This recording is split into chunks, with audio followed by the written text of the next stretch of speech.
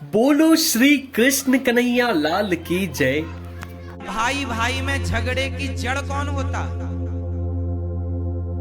आप बताओ, जितने समझदार लोग बैठे हैं बताओ, भाई भाई में झगड़ा किसकी गलती से होता?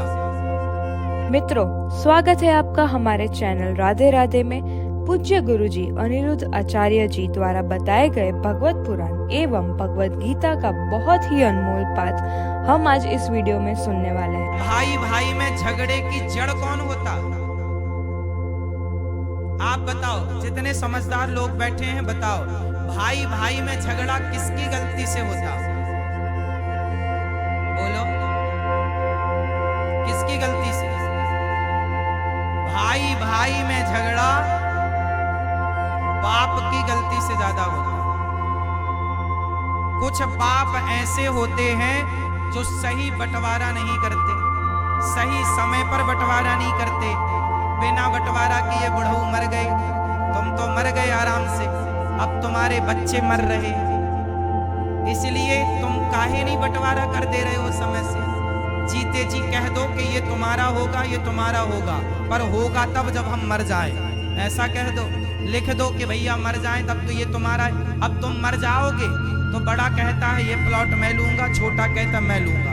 अब लो भैया, ना बोले पाया ना बोले पाया, तुम दोनों जितने का प्लॉट है उतने पैसे कोर्ट कचहरी में खर्च कर दिए। कौन सी समझदारी? जितने का प्लॉट है उतने पैसे तो कोर्ट कचहरी में खर्च हो गए, हाँ या ना? समझदार कौन है? धृतराष्ट्र की गलती से युद्ध हुआ। धृतराष्ट्र बड़े थे और गलती, बड़ों की गलती से युद्ध होते हैं, याद रखिएगा। महाभारत में दुर्योधन ने द्रौपदी के कपड़े उतारने चाहे। कहां उतारने चाहे? अच्छा ये बताओ, अभी देखो यहां पर आप सब बैठे हैं और यहां पर कोई लड़का आए और किसी लड़की के कपड़े उतारने लग जाए, तो आप और हम में से ही उसे पकड़ के दो चार जमा देंगे कि नहीं? अभी यही इसी सभा में कोई लड़का किसी लड़की के कपड़े उतारने लग जाए तो आप और हम ही खड़े होके दो चार तमाचे मार देंगे, हाँ या ना? सोचो कि जिस सभा में पितामह भीष्म बैठे हो, जिस सभा में गुरु द्रोणाचार्य बैठे हो, धृतराष्ट्र बैठे हो और बड़े बड़े सूरवीर महावीर कर्ण जैसे लोग बैठे हो, वहां पर एक लड़की, एक स्त्री, एक नारी के कपड़े उतारे जा रहे हो माता द्रौपदी के, और सब लोग चुपचाप तमाशा देख रहे हो। बताओ, अब उस साड़ी उतारने के कारण महाभारत हुआ। यदि ये साड़ी रोक देते, दुर्योधन को दो चार तमाचा मार देते, बड़े बुजुर्ग में जो भी थे, चाहे धृतराष्ट्र मार देते, चाहे पितामह मार देते, यदि ये बड़े लोग खड़े होके दो चार जूता मार देते ना दुर्योधन के गाल में, तो महाभारत टल जाता कि नहीं? बोलो हाँ या ना? बोलो हाँ या ना? तो किसकी गलती से महाभारत हुआ?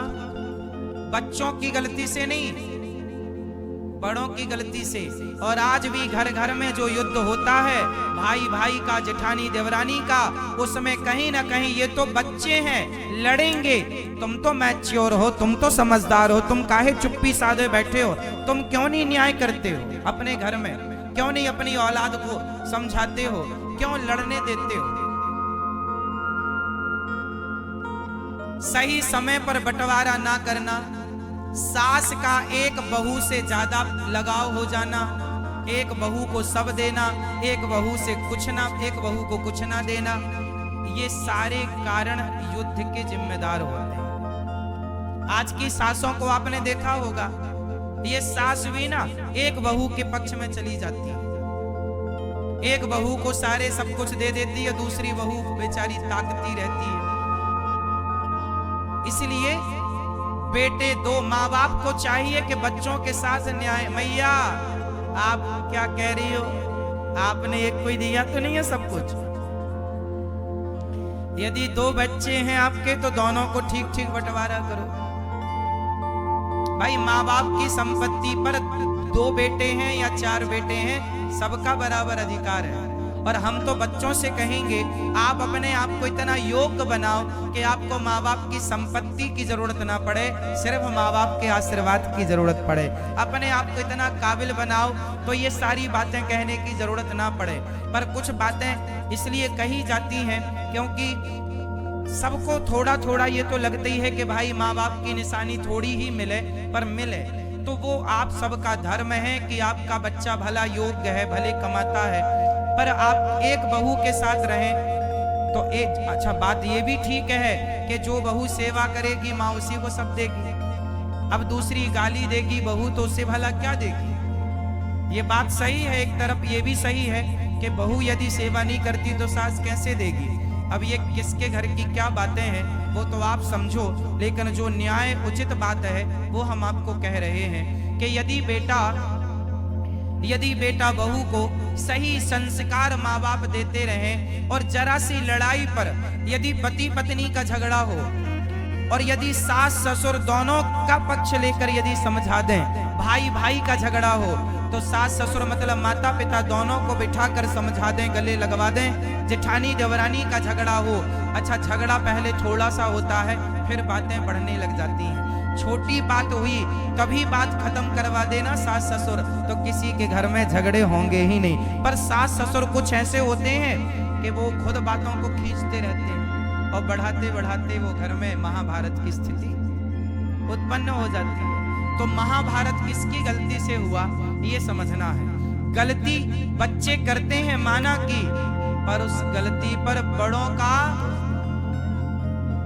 इंटरफेयर जरूरी है, बड़ों की राय मशवरा जरूरी है, बड़ों का ज्ञान जरूरी होता है, सही ज्ञान, चुप्पी वाला ज्ञान नहीं कि साड़ी खिंच रही है तो खिंचने दो, हम तो चुपचाप बैठेंगे। ऐसे में तो महाभारत होके ही रहेगा। अच्छा एक बात बताओ, धृतराष्ट्र ने बंटवारा किया, दुर्योधन को दिया था हस्तिनापुर और पांडवों को दिया था इंद्रप्रस्थ। ये दिल्ली किसकी बसाई है? जोर से, ये दिल्ली किसकी बसाई है? ये दिल्ली धर्मराज युधिष्ठिर की बसाई है, पांडवों की बसाई है।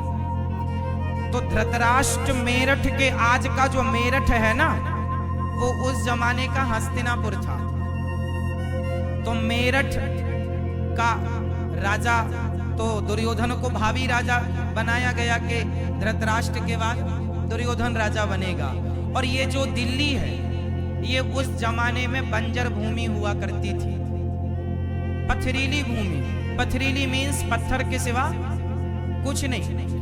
तो सबसे बंजर भूमि, धृतराष्ट्र जितने बड़े पक्षपाती थे अपने बच्चों को तो उपजाऊ भूमि दे दी और पांडवों के बच्चों को, पांडवों को पथरीली भूमि दी कि इसमें कुछ ना होए, मतलब कपट देखिए।